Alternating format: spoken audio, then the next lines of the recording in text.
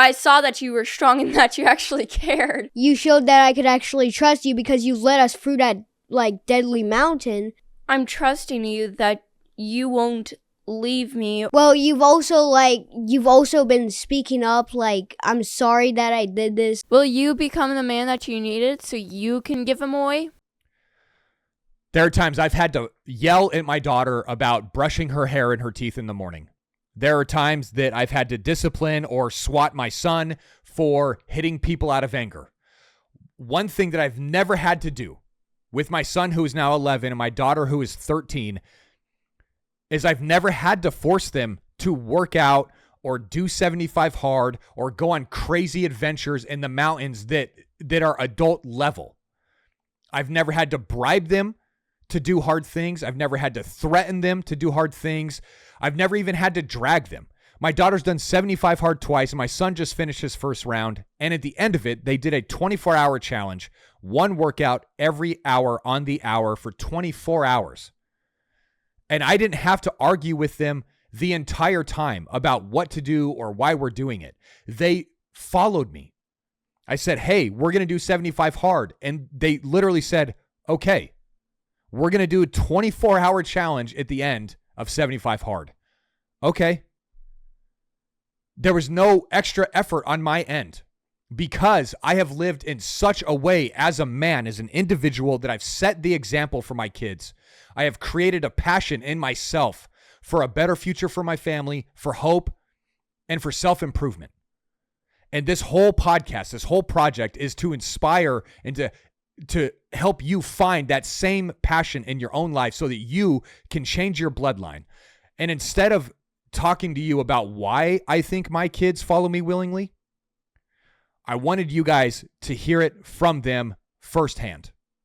Tell us about the 24-hour challenge. On a scale of 1 to 10, how hard was it for you compared to other things you've done? Maybe like an 8.5. That was not the hardest thing you've ever done? Well, it was one of the hardest, but it wasn't hard personally. She wasn't even sore, by the way. I don't know how that works. It's got to be a conspiracy. I'm going to blame the government. Okay, so you ready to talk about the questions that I asked you? Yes. Okay. All right. So the first one was, during 75 hard and in the 24-hour challenge, what is an area where you changed, like something where you experienced a good point of growth? I read a book called Captivating, and it was interesting for sure. It was crazy with all the shows and all the movies and all the books, like how women act and girls. And when I read that, it was just like gave me a totally different perspective. Okay. And what was the perspective change? Well, my old perspective was that some women were mean, snooty, shy, but they all wanted to be pretty and beautiful. Mm-hmm. Okay. So, and it was that second part, I think, that was the most important for you to understand what kind of really drives woman behavior. Yeah. Is that correct? Yeah. Yeah? Okay. All right. So the second question for you, I got to get close to the mic here. What flaws did you find in yourself doing 75 hard that you need to work on?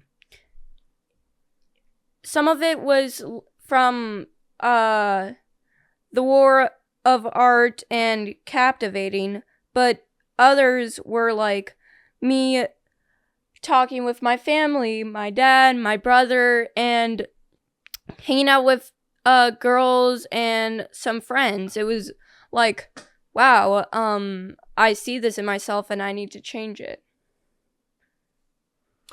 Would you like to share with us what it was? I was upset at people when I wasn't in the center of attention all the time, or I wasn't,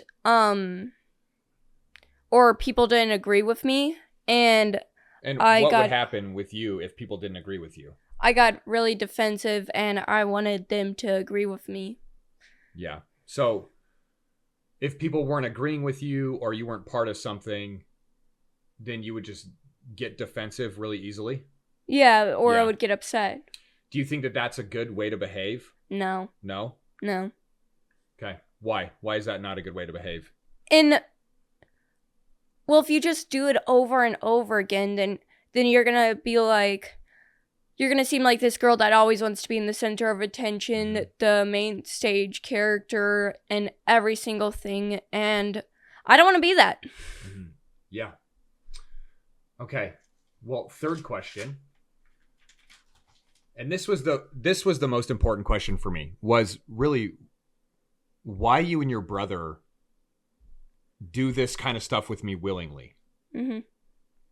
Because you guys don't fight with me about it. You don't even complain that you have to do it. Like if it sucks, you talk about how it sucks, but you're not upset with me about it. You're not upset with yourself about it. You're not cheating. You just go do it.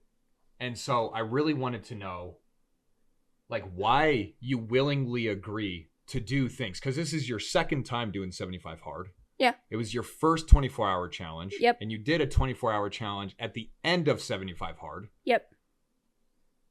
So why? Why do you just follow me? Because I don't see it much in many dads, and I don't see it much in men or brothers or uncles. I don't really see it at all, and What is it, baby? You got to say what it is. Don't say it. You got to say the thing. I didn't see leadership. I didn't see anybody like really understanding like what they were trying to get out. And I see that in you, and that's why I wanted to follow you. I didn't really see that you were strong and that you actually no, I saw that you were strong and that you actually cared. I don't see, but then again, I don't see that in many guys, so that's why I wanted to follow you and do it, because this is what you did to show that you cared about it and that you were going to actually do it. And that's why I want to be something like you, so that way I can spread it on. Yeah. Okay. And I wanted to follow my dad with 75 hard and the 24-hour challenge. And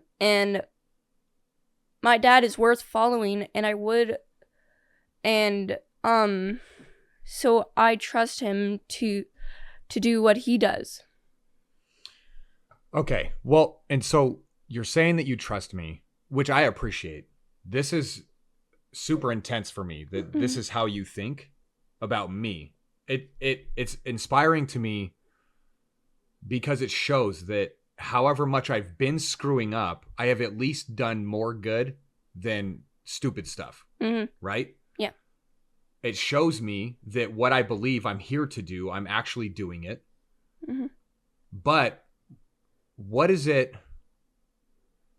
What do you trust me about? Like, you're saying that I trust him and you want to do what I do, but like, what is it you're trusting me with? Right? Like, if I have a friend and I give him cash to hold on to, I can trust he's not going to spend it because he's shown me that he's loyal and that he's honest. Mm-hmm. So what is it that you're trusting me with?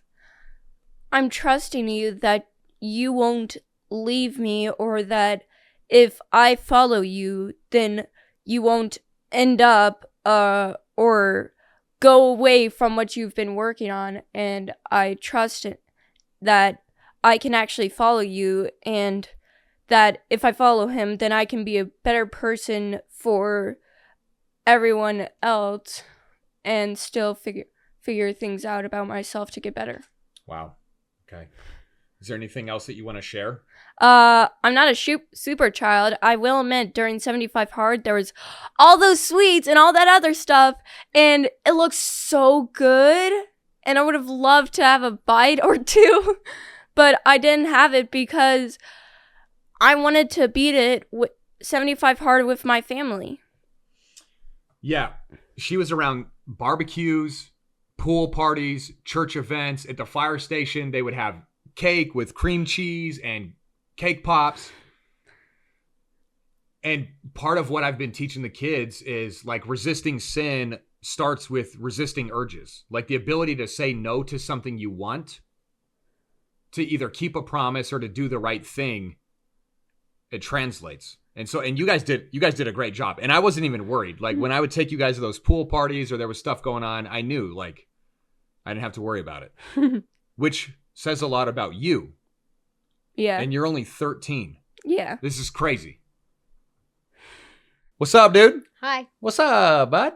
Hola. Say it. What? What's up? What's up? Say it into the mic. Into the mic. Oh my gosh. All right. Yes. So you did 75 hard for your first time. Yes. These freaking kids, by the way, they got bored doing 75 hard. I had to add stuff to it because they would get everything done. And they're like, okay, what now? This is true. You're crazy. All right, buddy. So, again, like with your sister, I really wanted to understand from your perspective, the way you think and what you feel, certain things about 75 hard and the 24-hour challenge, but then also certain things about why you follow me. You know, again, with your sister, like I already shared, I'm not having to make you guys or force you guys to do these things. You just do them with me. Yeah. And so that's what we're talking about today, okay? Okay. All right. So, and when you're talking, you need to get closer to this mic. Okay. Yes, Dad. Look at the yellow bar. Yeah. You want to see the yellow bar. So you need to scoot your butt, scoot your butt, scoot your butt, scoot your butt. Okay. Okay. So here, I'll hold your notebook. How's that? That's good. Okay. All right, son. So first question. What is an area where you felt you've grown from doing 75 hard, like a good change that happened in you? Well, one of the changes, I have a couple, but one of them is like I feel like I've gotten faster and better at running since we did 75 hard. Yeah. Because like I had trouble running like 2 miles before, but now it's like simple. Okay. Yeah. And then another thing is when I was doing reading for it, and what's it called? Well, actually, Well, hold that on. hard. You're jumping ahead. You're jumping ahead a little bit. Yeah. So let me ask you the second question, which you're going into. So the second one was, what was difficult about 75 hard, and what flaws did you see? And you've got 2 of them, right? So yeah. So what was the first one? It had to do with what you were just saying. It was my reading. So I was downstairs, me and my mom, we watched a show, but we finished an episode and I was like, I should do my reading. And then I was like at 8 or 7 pages in and I passed out like mid-reading. So my eyeballs kept moving, but I was asleep. So I just woke up at that part and I was like, okay, I need to do this. And that happened 4 more times. Yeah. Before I finished it. And so at the times when you were reading, what part of the day were you reading when you were falling asleep? Sometimes at night. Yeah. Yeah. So how do you fix that to make sure you're not falling asleep while you're reading? Doing my stuff earlier in the day. Yeah, which was your second part, right? The flaw that you realized? Yeah. Okay. I don't get stuff done when I should be doing it. Yeah. And well, why is that important? Talking to the mic. Mainly because like if you hold something off or like getting a workout done, you're going to have to do your workout in like the middle of the night, which is not fun. I am. Okay. But yeah, so you're saying waiting. So what do you like what prevented you from getting stuff done early? I got really lazy and I didn't want to do it whatsoever. Yeah. But we have more energy usually first thing in the day. Yeah. Right? So even just reading, getting it done first is pretty smart, right? Mm-hmm. It is. Okay. Well, so for the third question, this is the one as your dad and what I'm trying to capture with this project and to share with other dads to inspire them to so that they can have in their homes what we have here. Because this is nuts. And it's amazing. So the third question is why do you willingly do these things? Like when I tell you, hey, you're going to go do a hard workout, you're like, okay. Like I've told you before, even before breakfast, hey, we're going to go for a run and do some burpees. And you're like, okay. Hey, we're going to do 75 hard. Cool. We're going to do a 24-hour challenge. You're going to work out every hour on the hour for 24 hours. You're probably not going to sleep. It's going to be super difficult. All right. So, but I want you to say why, and you've got to talk into the mic. All right. Yes, Dad. Yeah, so I know you're trying to look at me while you talk. Look at me here. Okay? Okay. Yeah. But it doesn't really seem like I'm just going to get it done and move on. Like, it's not like I'm going to keep on doing this for the rest of my life, like work out every second on the second. Like, it's just I do this and then it's like, okay, you finished. Go have fun. Okay. That's why I, like, do it. So you're not too worried about doing hard things? Yeah, no. Okay. But, Beber, I have made you do a lot of very, very difficult things. Mm-hmm. And not a single time have you complained or quit.